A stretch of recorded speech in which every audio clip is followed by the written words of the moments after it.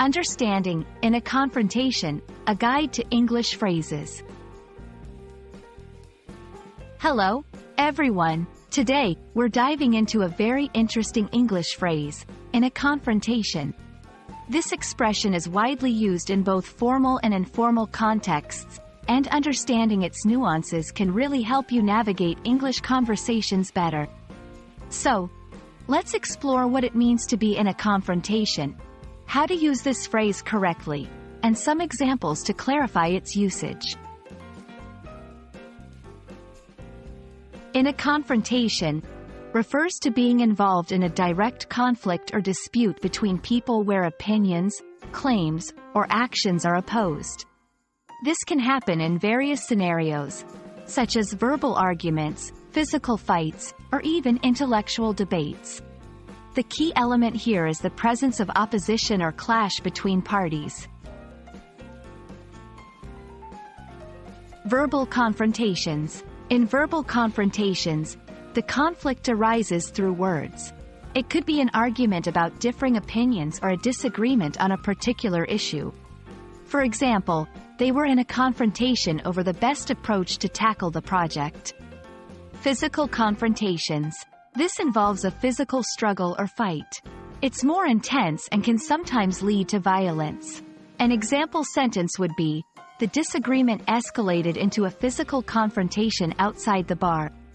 Intellectual or ideological confrontations. These confrontations occur when there are conflicting ideas, beliefs, or philosophies.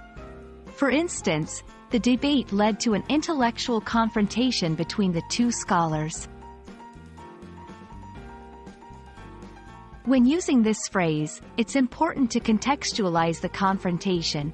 Specify the nature of the confrontation, verbal, physical, intellectual, and the parties involved if necessary.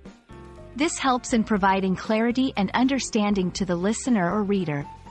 1. Identify the context. Mention what type of confrontation it is. 2. Clarify the parties involved. Who is in the confrontation? 3. Describe the outcome. If relevant, mention the resolution or outcome of the confrontation. During the meeting, there was a moment where I found myself in a confrontation with my colleague over the sales strategy. The two teams were in a confrontation on the field, each trying to prove their dominance. After hours of discussion, the committee was still in a confrontation about the new policy changes. Understanding and using the phrase, "in a confrontation," can add depth to your English conversations, allowing you to describe conflicts with nuance and precision. Whether it's a heated debate or a friendly disagreement, knowing how to articulate these moments can greatly enhance your communication skills. We hope this guide has been helpful, and we encourage you to practice using this phrase in your daily conversations. Thank you for watching, and see you in the next video.